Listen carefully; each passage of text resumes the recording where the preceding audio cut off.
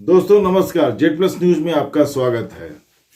20 मार्च 1927 को 20 मार्च 1927 को डॉक्टर भीमराव अंबेडकर के नेतृत्व में देश में एक बहुत बड़ा सत्याग्रह हुआ था, महाड़ सत्याग्रह।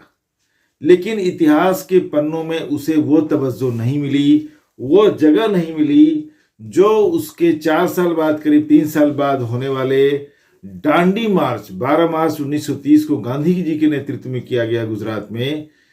दांडी मार्च या नमक सत्याग्रह, साल्ट सत्याग्रह भी कहते हैं, वह विदेशी दासता से मुक्त के लिए था, विदेशियों से मुक्त के लिए था।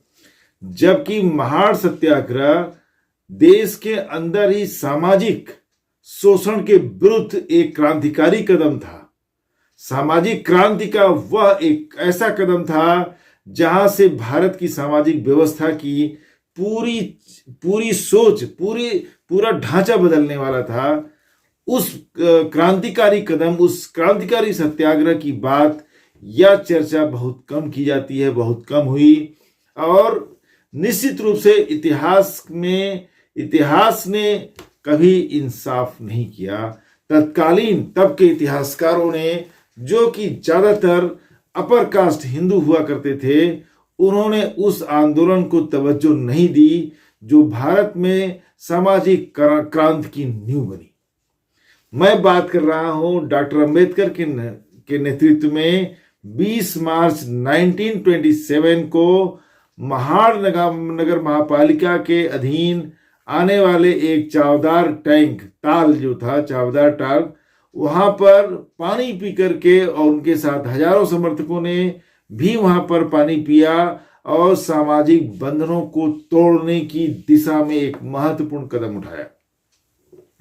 दोस्तों 20 मार्च 1927 को महाड़ नगर महापालिका के अधीन एक तालाब था पानी का, जहां पर दलित जातियों को, जो डिप्रेस क्लास के लोग थे, अनटचेबल भी इसको उस टाइम पर कहा जाता था, तब तो संविधान नहीं था, को पानी पीने से बिल्कुल मनाही थी, प्रतिबंधित था। उन्हें बिल्कुल भी पानी वो नहीं पी सकते थे। डॉक्टर अंबेडकर ने, देखिए थोड़ा समय पीछे जाता हूं, डॉक्टर अंबेडकर ने अपने किताब में लिखा है कि वाटर टैंक कुछ करके थर्स्ट पर लिखा है उन्होंने कि दलित बच्चे स्कूलों में क्या हालत होती थी, जो एक तो स्कूल जाते ही नहीं थे, न उन्हें जाने दिया जाता था। वो तो अंग्रेजों के आने के बाद जो स्कूल बने उसमें दलितों को आने जाने की छूट मिली। तो दलित बच्चों की स्थिति पर डॉक्टर अंबेडकर ने लिखा हुआ है, बड़ी भयावह स्थिति है, घृणित, कि अगर प्यून चपरासी स्कूल में नहीं आया है तो दलित बच्चा प्यासा रह जाएगा। क्यों? ऐसा नहीं है कि वहां पानी नहीं है, ऐसा नहीं है कि वो पानी गंदा है, ऐसा इसलिए है कि पानी के स्रोत को छूने की इजाजत दलित बच्चों को नहीं होती थी। पानी का जो घड़ा रखा जाता था उसको दलित बच्चे नहीं छू सकते थे। अगर चपरासी प्यून आया हुआ है तो वो हाथों की अंजूरी बना करके, जो कप, हैंड कप ऐसे कहते हैं, बनाने करके वो ऊपर से पानी डालता था ताकि उसके छींटे कहीं उस बर्तन पर ना पड़ जाएं, और वो दलित बच्चे इस तरह से पानी पीते थे, लेकिन पानी ले नहीं सकते थे। और कितने अफसोस की बात है, कितने लाचारी और जिसको क्या कहा जाए, शोषण का, इससे घृणित चेहरा कुछ और नहीं हो सकता सामाजिक शोषण का, कि अगर किसी दिन बाई चांस चपरासी छुट्टी पर है, प्यून छुट्टी पर है, तो उस दिन दलित बच्चे प्यासे रह जाते थे, वो पानी नहीं पी सकते थे। पानी रखा हुआ है लेकिन ले नहीं सकते थे। डॉक्टर अंबेडकर ने अपने एक और मेवार में एक जगह और लिखा है कि अपने फादर को लेने वो स्टेशन गए थे, और दोपहरी का दिन था, वो उनके भाई थे और वे लोग, और बहुत प्यास लगी थी, लेकिन रेलवे स्टेशन के पानी का भी इंतजाम पूरा था, लेकिन हम पी नहीं सकते थे क्योंकि हमें इजाजत नहीं थी। ये स्थिति देखिए हुआ करती थी। डॉक्टर अंबेडकर ने एक्चुअली जो महाड़ नगर पालिका थी उस टाइम पर उसके अध्यक्ष थे सुरेंद्रनाथ टिपनिस, और एक सामाजिक कार्यकर्ता थे जो है कि एबी चित्रे, एक एबी चित्रे थे सामाजिक कार्यकर्ता, और सुरेंद्रनाथ टिपनिस थे नगर पालिका जो वहां की थी महाड़ की, उसके अध्यक्ष थे। उन्होंने, ये दोनों देखिए यहाँ पर बता दूं कि दोनों ही चंद्रसेनी कायस्थ थे, कायस्थ बिरादरी से आते थे, अपर कास्ट थे, और कायस्थ बिरादरी से आते थे, तथाकथित अपर कास्ट। और उन्होंने ही डॉक्टर अंबेडकर को बुलाया, आमंत्रित किया कि उनकी आपस में बात होती रहती होगी सामाजिक चेतना को लेकर के, तो आइए, और उन्होंने ये इस तरह के कार्यक्रम के आयोजन की बात की।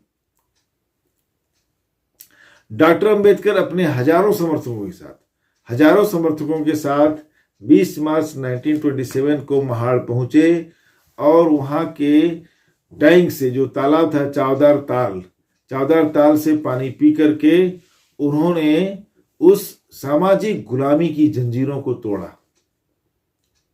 उनके पीछे फिर तमाम जो समर्थक आए थे और जो लोग अध्यक्ष थे, ये लोग सारे लोगों ने साथ पानी पिया, और कहने का मतलब है एक सिंबॉलिक रूप से सामाजिक बंधन को तोड़ा। उसके बाद अपर कास्ट को ये बर्दाश्त नहीं हुआ, जो कि जाहिर था, उनकी जो उस टाइम के जो हालात थे, उन्होंने, किसी ने ये अफवाह फैला दी कि जो वहाँ पर वीरेश्वर मंदिर है, ये दलित लोग या डिप्रेस्ड लोग उसमें भी जाने वाले हैं, और उस पर दंगा मच गया, और लौट रहे जितने भी दलित समर्थक आए थे डॉक्टर अंबेडकर के साथ, वो कोई तांगे से, कोई बैलगाड़ी से, कोई कैसे भी लौट रहा था, उन सबको, उनके ऊपर हमला किया गया, उनसे मारपीट की गई, उनको अपमानित किया गया। ये अपर कास्ट जातियों का ये प्रतिक्रिया थी, रिएक्शन था।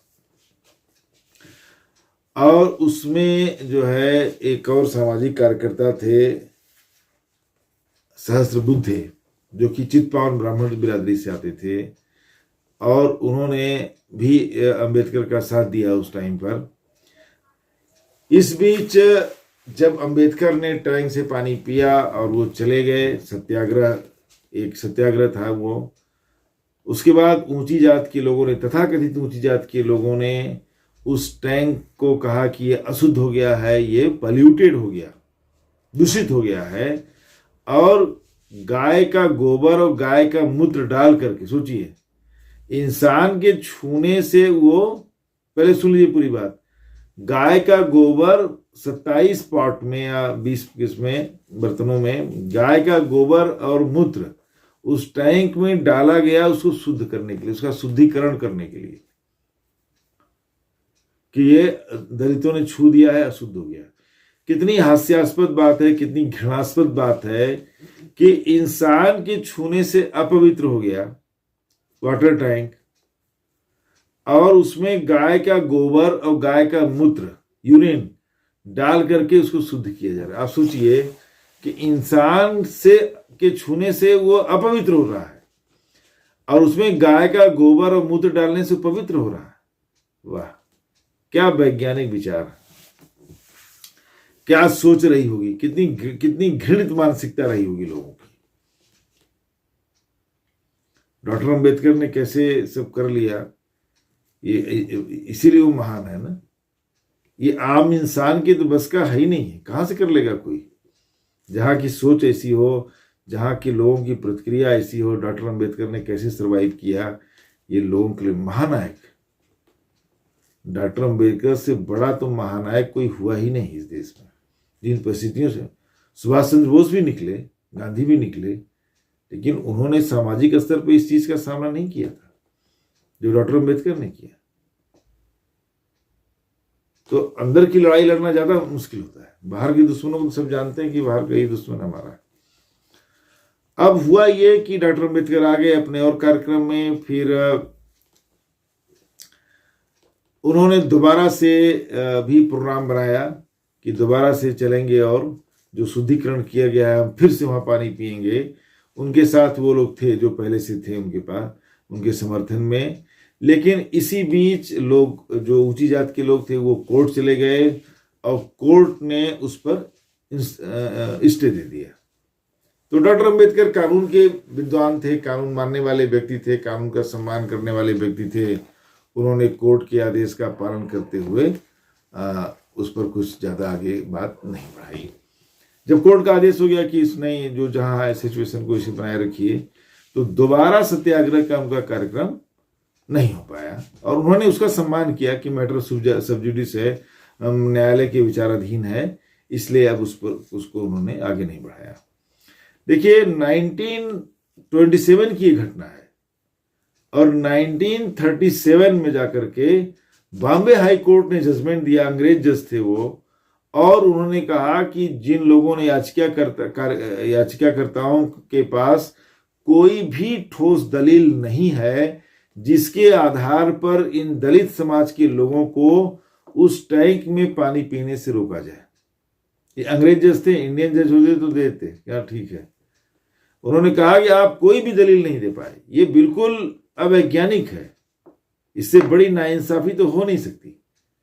और 1937 में सोचिए 10 साल लग गया, ये फैसला लेने में 10 साल लग गया।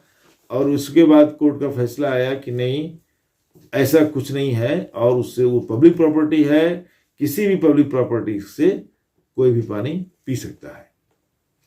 बाद में वहाँ के वो नगर क्या कहते हैं, लेजिस्लेटिव काउंसिल ने भी लॉ पास किया था, और महाड़ की नगर महापालिका ने भी प्रस्ताव पारित किया कि इस नगर महापालिका की जो भी संपत्ति है उसमें सभी लोगों को बराबर की छूट है, वो दलित और सभी लोग उसका इस्तेमाल प्रयोग कर सकते हैं।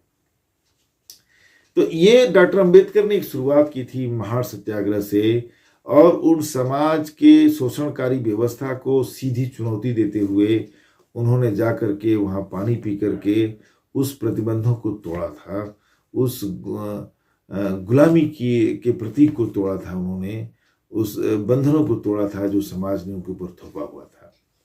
अब बात आती है कि इतनी चर्चा इसकी क्यों नहीं हुई। उसके देखिए 4 साल बाद, करीब करीब ये 2730, 3 साल बाद, 3.5 साल बाद, 3 साल बाद गांधी ने 12 मार्च को साल्ट सत्याग्रह किया, और जाकर के डांडी कोस्ट पर उन्होंने नमक उठाया और कानून को तोड़ा। आप देखिए कभी भी चर्चा नहीं होती इस बात की, गांधी जी के सत्याग्रह को मूल माना गया, ओरिजिनल माना गया सत्याग्रह चारों तरफ इतिहास में। मैं आता हूं, 2-3 पॉइंट है इस पर। गांधी जी को इस सत्याग्रह का आइडिया कहां से आया? कानून तोड़ने का, पब्लिक को साथ लेकर के, जनता को साथ लेकर के कानून तोड़ने का आइडिया गांधी जी को कहां से आया होगा? निश्चित रूप से कहीं न कहीं वो महाड़ सत्याग्रह से उन्होंने कुछ तो अंश लिया था, कुछ प्रभावित तो हुए थे। महाड़ सत्याग्रह पर डॉक्टर अंबेडकर ने हजारों साल की सामाजिक रूढ़िवादिता और बंधनों को तोड़ा था, जबकि साल्ट सत्याग्रह विदेशियों के विरुद्ध था। गांधी जी नहीं भी साल्ट सत्याग्रह करते तो भी जब भी देश आजाद होता, कभी भी नमक का एक कानून था, उस पर टैक्स लगेगा, ये ना क्या था? साल्ट सत्याग्रह किस लिए था? नमक जैसी बेसिक मूल जरूरत की चीज को, छोटी चीज को, उस पर भी टैक्स लगाया गया था। ये इतना बड़ा नहीं था, इसका प्रतीकात्मक महत्व ज्यादा है, सिंबॉलिक वैल्यू ज्यादा है। अब देखिए जो इतिहास में महत्व देने की बात है कि गांधी जी ने का जो साल्ट सत्याग्रह था, साल्ट पर टैक्स के खिलाफ था, और ये इतना आसान था कि अगर कभी जब आगे भारत आजाद होता तो पेन की एक सिग्नेचर से, एक साइन से एक कानून बदल जाता, कोई बड़ी बात नहीं थी। टैक्स था, टैक्स वापस हो जाता, एक साइन होता, टैक्स वापस। लेकिन जो डॉक्टर अंबेडकर ने महाड़ में किया, उसको किसी साइन के थ्रू नहीं हटाया जा सकता था, और ना ही कोई ऐसी अथॉरिटी थी। वो हजारों साल के बंधनों को तोड़ा जाना था, और समाज की कुछ जातियों द्वारा थोपी गई भेदभावपूर्ण व्यवस्था के खिलाफ एक बहुत बड़ी चुनौती थी, एक बड़ा संघर्ष था। अपने समाज के अंदर लड़ना एक बड़ा संघर्ष होता है, लेकिन इतिहास ने या भारत के तत्कालीन इतिहासकारों ने, चमचों ने गांधी के सत्याग्रह को हर जगह रखा और हर जगह उस पर चर्चा हुई, लेकिन अंबेडकर के सत्याग्रह को कहीं भी चर्चा नहीं हुआ। अंबेडकर के सत्याग्रह पर कभी इतनी बहस नहीं हुई, कभी इतनी जगह ही नहीं दी गई। विद्यार्थियों को इतिहास की किताबों में, जो मॉडर्न हिस्ट्री है, उसमें 1927 की इतनी बड़ी घटना को वो तवज्जो नहीं दिया गया जो दांडी मार्च को दिया गया। दांडी मार्च एक मामूली घटना को लेकर, नमक पर टैक्स था, टैक्स हट जाता, कभी भी सरकार बनती, लेकिन क्या सरकार बन जाने से अनटचेबिलिटी हट जाती, भेदभाव हट जाता, छूत हट जाता? नहीं हट। कानून बना, आज भी लोग पूरी तरह से नहीं निकल पाए उस मानसिकता से। तो इतिहासकार कितने बायस्ड रहे हमारे देश के, क्योंकि अपर कास्ट के लोग थे उस टाइम पर, और उसी तरह से जो डॉक्टर अंबेडकर के साथ भेदभाव हुआ, वही इतिहासकारों ने कभी जाकर के नेताजी सुभाष चंद्र बोस के साथ भेदभाव किया। 1942 के आंदोलन को तवज्जो दिया, लेकिन 1946 में जो सुभाष चंद्र बोस के प्रति जब INA का ट्रायल हो रहा था, इंडियन नेशनल आर्मी के तीनों कमांडर्स से, शाहनवाज से और सहगल और ढिल्लों का, जो जन भावनाओं का उमड़ा, जो भावनाएं आई और सुभाष चंद्र बोस के पक्ष में जो माहौल देश में बना, लेकिन उसको इतिहासकारों ने इग्नोर कर दिया, कभी तवज्जो नहीं दिया। जो 42 का आंदोलन, क्विट इंडिया मूवमेंट, जो पूरी तरह से समाप्त हो चुका था बिना किसी परिणाम के, बिना पूरी तरह से फेल आंदोलन, उसको ऐसा दिखाया गया जैसे उसी से आज़ादी मिली है और सुभाष चंद्र बोस की उपेक्षा की गई। तो इतिहासकारों ने हमेशा झूठ बोला है, देश को गुमराह किया है। डॉक्टर अंबेडकर के साथ सिर्फ समाज के लोगों ने नाइंसाफी नहीं की, देश के इतिहासकारों ने भी नाइंसाफी की है। मिलते हैं दोस्तों नेक्स्ट वीडियो में किसी और टॉपिक पर। नमस्कार, धन्यवाद।